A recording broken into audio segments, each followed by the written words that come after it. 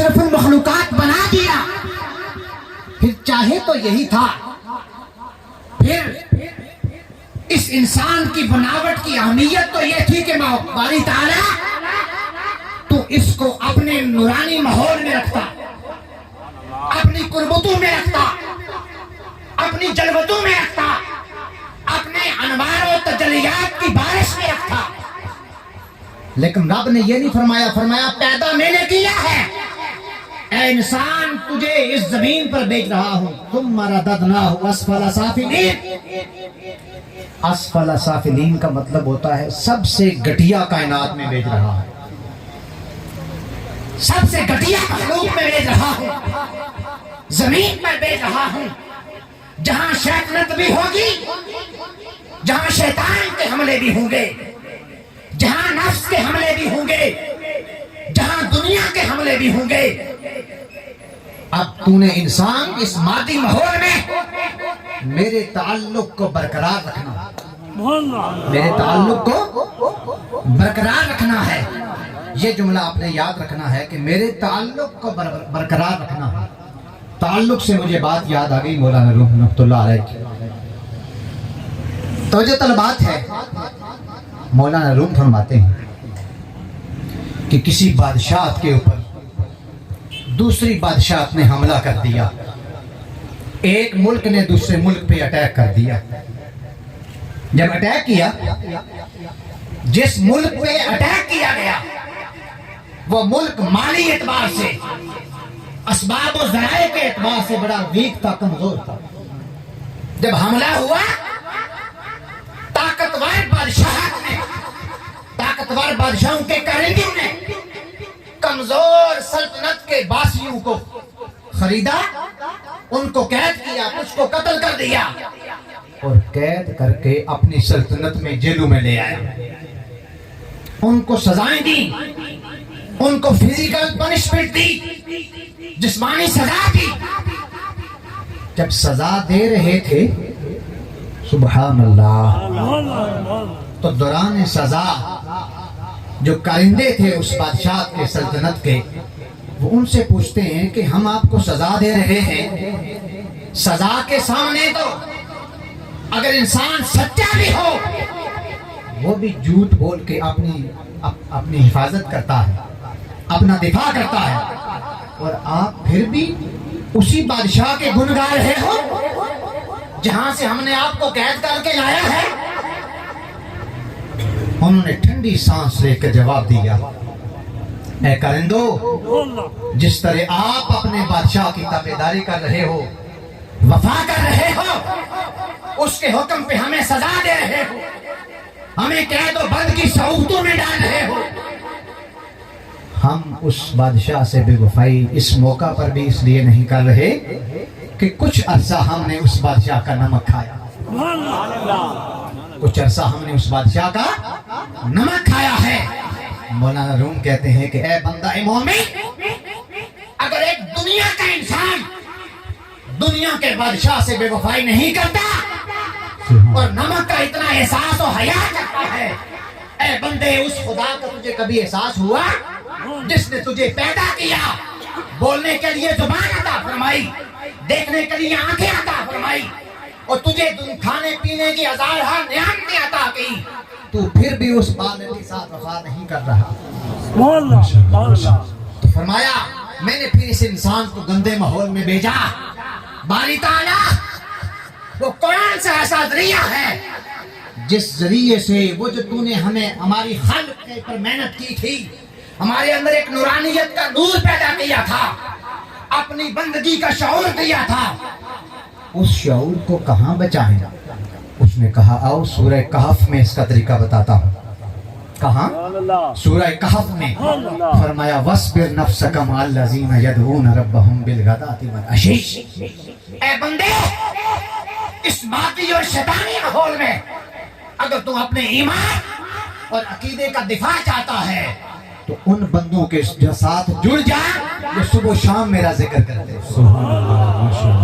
ان بندوں کے ساتھ جڑ جا جو صبح و شام میرے ساتھ میرا ذکر کرتے ہیں۔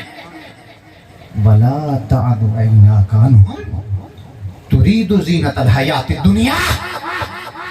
جب حضور والی کشمیر کے ساتھ، اے بندے جب تیرا تعلق قائم ہو جائے، جب تیرا تعلق مضبوط ہو جائے، قرآن کہتا ہے وَلَا تَعْدُ عَيْنَاكَ عَنْهُمْ، پھر ان بندوں سے اپنی آنکھ کو لمحہ بھر کے لیے بھی نہ دائیں کرنا نہ بائیں کرنا، اس تعلق پہ پہرا دینا، کیونکہ یہ تعلق توحید کا تعلق ہے، یہ تعلق خدا کا تعلق ہے، ان کے ساتھ جڑے گا تو خدا کے ساتھ جڑ جائے گا۔ وَلَا تَعْدُ عَيْنَاكَ عَنْهُمْ تُرِيدُ زِينَةَ الْحَيَاةِ الدُّنْيَا، اگر تو نے ان سے آنکھیں پھیر لی، میرے ولیوں کو نظر انداز کر دیا، اس کا مطلب یہ ہے قرآن کی نص بیان کر رہا ہوں، تُرِيدُ زِينَةَ الْحَيَاةِ الدُّنْيَا، تو دنیا کی زینت چاہتا ہے، تو خدا کا تعلق نہیں چاہتا۔ تو آؤ اس قرآن کے پیغام سے اپنی زندگیوں میں بدلنے کی کوشش کریں اور اس راز کو سمجھیں۔ وہ کون سا ایسا راز تھا جس راز کو باجی الدین صاحب رحمۃ اللہ علیہ نے پایا، جس راز کو باجی میاں جمعہ سرکار رحمۃ اللہ علیہ نے پایا؟ پچھلے سال باجی حافظ عبد الرحمن صاحب گفتگو فرما رہے تھے اور اپنے دادا جان کی کرامات بیان کر رہے تھے، کہہ رہے تھے کہ انہوں نے اپنی حیات میں، میرے دادا جان نے 9 قرآن مجید شہید ہوئے، قرآن پاک کو بار بار پڑھ کے 9 قرآن شہید ہوئے ہیں۔ اے مسلمانوں، ان لوگوں کو خدا نے عزت قرآن کی وجہ سے دی تھی، اور میرے آقا کا ارشاد ہے جو قوم زوال کا شکار ہو جائے، پستی کا شکار ہو جائے، اگر وہ قوم پھر سے اٹھنا چاہتی ہے، پھر سے عزت حاصل کرنا چاہتی ہے، تو اپنا تعلق قرآن سے اور صاحب قرآن سے مضبوط کرتے چلے جائیں۔ مقصود کہنے کا یہ ہے، یہ درگاہیں یہ ویسے ہی کوئی حادثاتی درگاہیں نہیں ہیں، ان کے پیچھے 200-300 سال کی ہسٹری ہے۔ اگر میں وہ ہسٹری آپ کے سامنے رکھ دوں تو یہاں ظہر کی نماز کا ٹائم ہو جائے، لیکن وقت مختصر ہے۔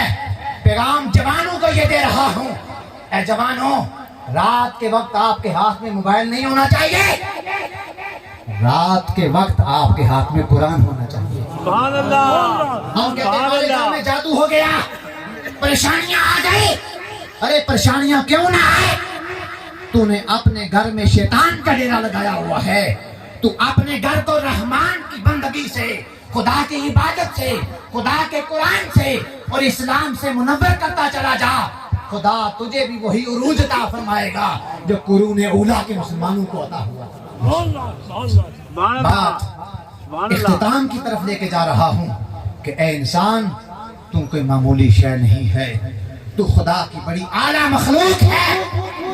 اپنے اوپر محنت کر، اپنے اوپر غور کر، پھر تجھے اپنے مقصد کا شعور آ جائے گا۔ اور فرمایا، اللہ کے ولیوں کے بارے میں حدیث پاک سنا رہا ہوں، ایک حدیث پاک فرمایا، میرے آقا نے صحابہ اکرام سے خطاب کیا، اے میرے صحابہ، میں تمہیں اچھے بندوں کے بارے میں نہ بتاؤں کہ اچھے لوگ کون ہوتے ہیں؟ تاجدار کائنات کے صحابہ اکرام نے عرض کی، یا رسول اللہ، بلا یا رسول اللہ، کیوں نہیں یا رسول اللہ، آپ اچھے لوگوں کے بارے میں بتائیں کون ہیں؟